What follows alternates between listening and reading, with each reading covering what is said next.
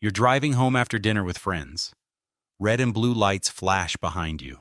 Your heart drops. But you're not worried. You haven't done anything wrong. Every single day, thousands of drivers make one costly mistake that turns a simple traffic stop into an arrest. They think being polite means being talkative. The officer walks up and asks, "Where are you coming from tonight?" Sounds friendly, right? The moment you answer that question, you've just handed them the evidence they need to detain, search, and arrest you. Today I'm showing you the 5 exact questions officers use to build a case against you, the psychology behind why you answer them, and the only 4 phrases that keep you safe and free. Number 1. The "where are you coming from" trap. The officer leans into your window with a friendly smile and asks, "Where are you headed tonight?" Or, "Where are you coming from?" Most people answer immediately, "Just heading home from the bar downtown," or "Coming from my friend's house." Picture this. It's 11 p.m. on a Friday night. You get pulled over for a broken taillight, something you didn't even know was out. The officer walks up, shines his flashlight in your car, and says, "Evening, where are you coming from tonight?" You think, "I'll just be honest, I haven't done anything wrong."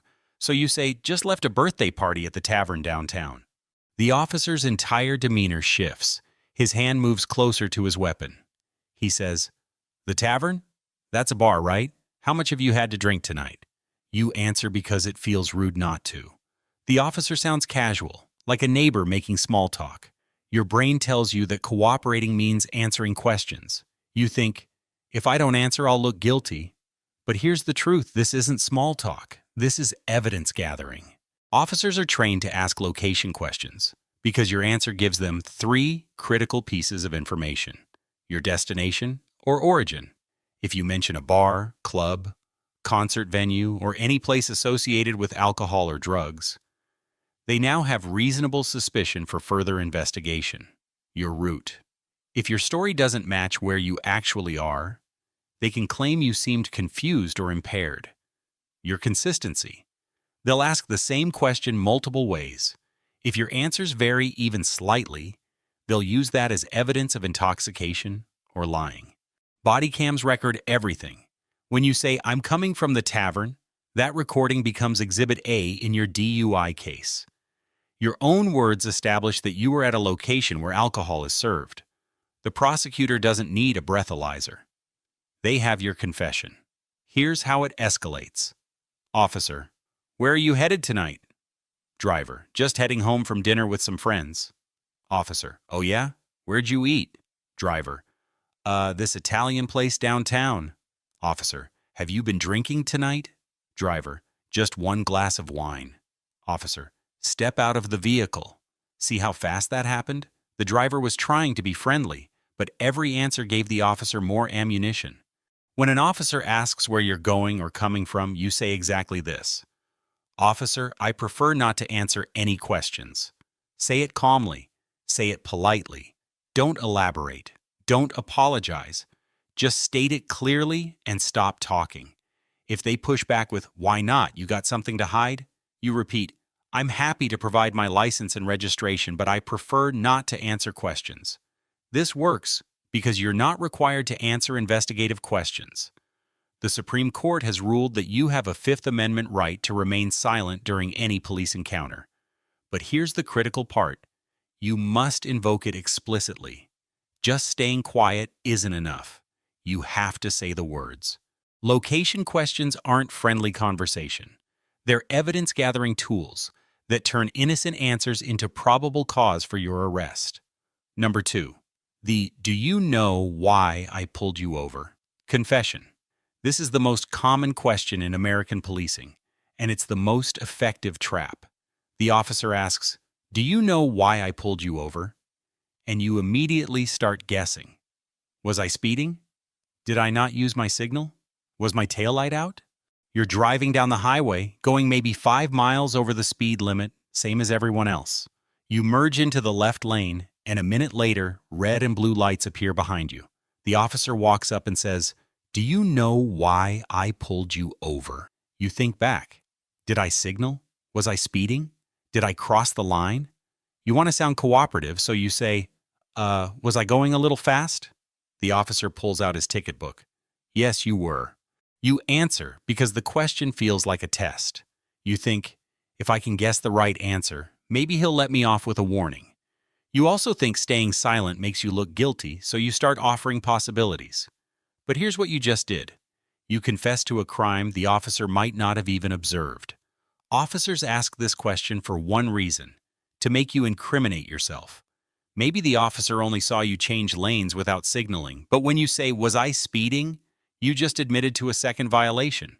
Or worse, maybe the officer pulled you over on a hunch with no legal basis. When you say, "Was I speeding?" you just gave him the legal justification he didn't have. Body cams don't record intent, they record words. When the prosecutor plays that footage in court, the jury hears you say, "Was I speeding?" That's a confession. It doesn't matter that you phrased it as a question.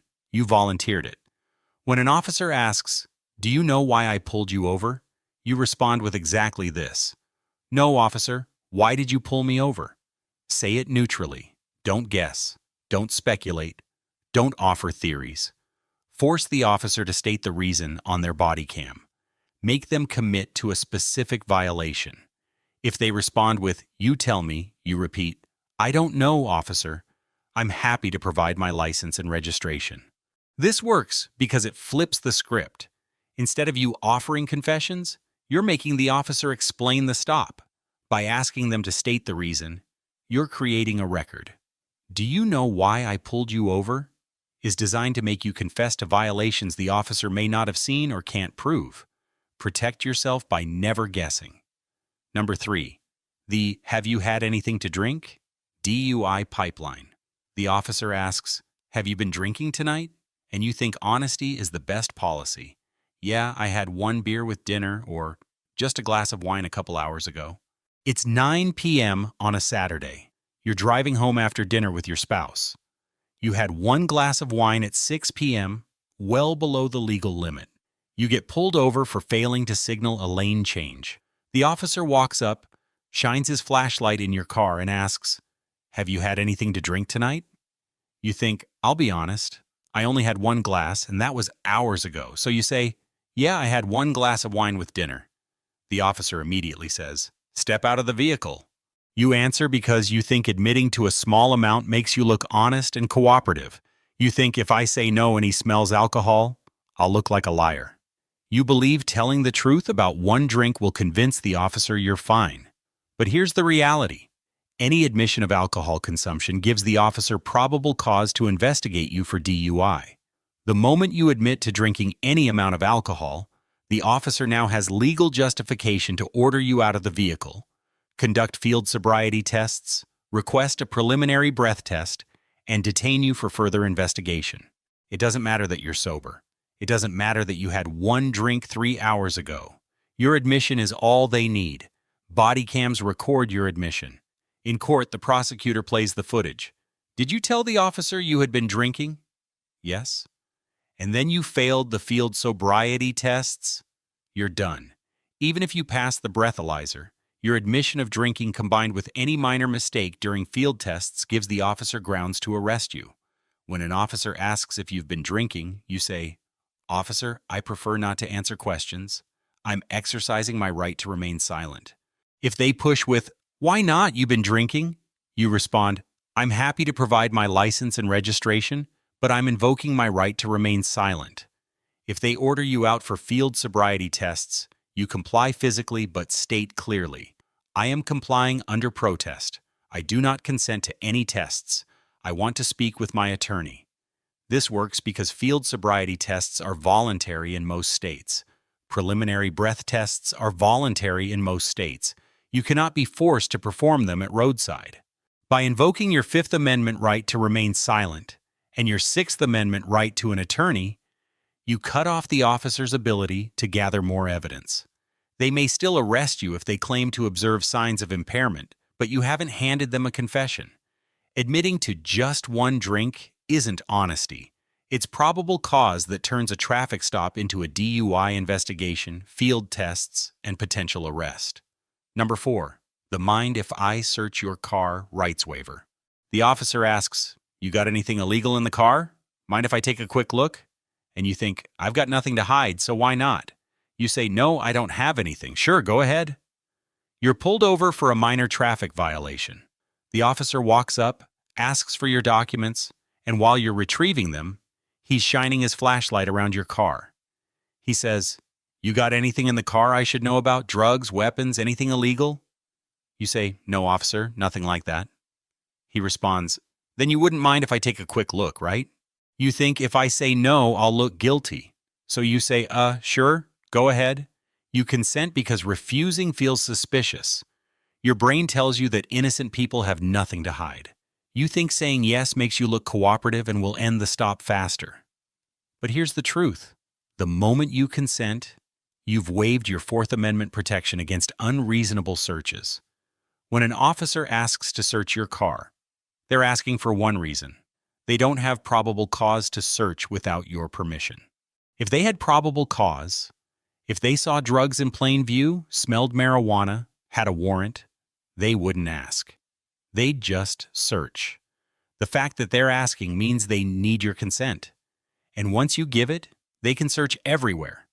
Glove box, center console, under seats, trunk. They can pull out seats, they can empty bags, they can search for as long as they want. Body cams record your consent. Do you mind if I search your car? No, go ahead. That's legal consent. And anything they find, no matter how invasive the search, is admissible in court. When an officer asks to search your car, you say clearly, Officer, I do not consent to any searches. Don't explain. Don't apologize. Don't say, I'd rather not. Say explicitly, I do not consent. If they push back with, what are you hiding? You repeat, I'm not trying to be difficult, officer. I simply do not consent to searches. Am I free to leave? This works because officers need either consent, probable cause, or a warrant to search your vehicle. By denying consent, you force them to establish one of the other two. If they search anyway, your clear denial of consent on body cam gives your attorney grounds to challenge the search as illegal and get any evidence suppressed. Mind if I search your car is not a casual question. It's a request for you to waive your constitutional rights and allow an invasive search you cannot stop. Number 5, the I'm trying to help you lie. The officer says, look, if you just cooperate and tell me what's going on, I can help you out. But if you make this difficult, it's going to be a lot worse for you. You believe them and start talking. You've been pulled over and the officer is asking questions. You've politely declined to answer. Now the officer leans in and says, listen, I'm trying to help you here. If you cooperate and just answer my questions, I'll cut you a break. But if you're going to make this hard, I'll have to take you down to the station. You panic. You think, if I keep refusing, he's going to arrest me. Maybe I should just answer so this ends. You answer because the officer sounds sincere. They're framing cooperation as the path to leniency. You think, if I explain myself, he'll understand and let me go. But here's the truth. Police can legally lie to you. This is a lie. The Supreme Court has ruled that police can lie about almost anything during an investigation. They can lie about having evidence against you, witnesses who identified you, what happens if you don't cooperate, their ability to help you out. So when an officer says, cooperate and I'll help you, that's a tactic. Officers don't have the authority to make deals at roadside. Only prosecutors do. When an officer says they're trying to help you, you respond, I appreciate that, officer, but I'm exercising my right to remain silent and my right to speak with an attorney. If they threaten to make things worse, you repeat, I understand. I still want to speak with my attorney before answering questions. This works because officers can't punish you for exercising your rights. If they arrest you solely because you invoked your Fifth and Sixth Amendment rights, that's retaliation, and your attorney will tear them apart in court. I'm trying to help you is a lie.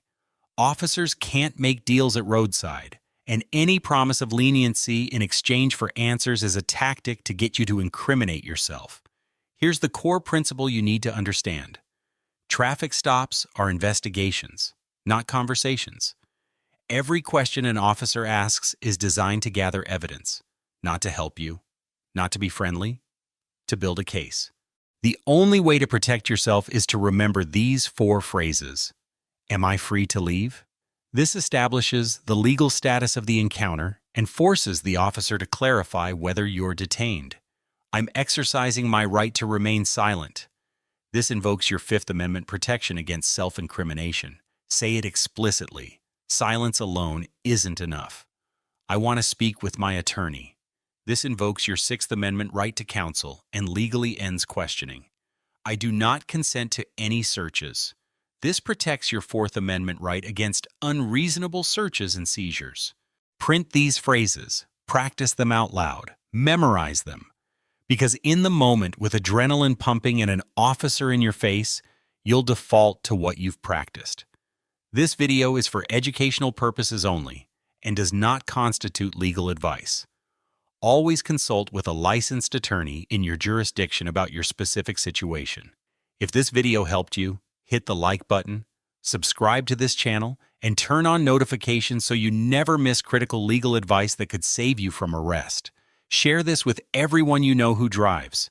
Remember, the smartest thing you can say to police is nothing at all.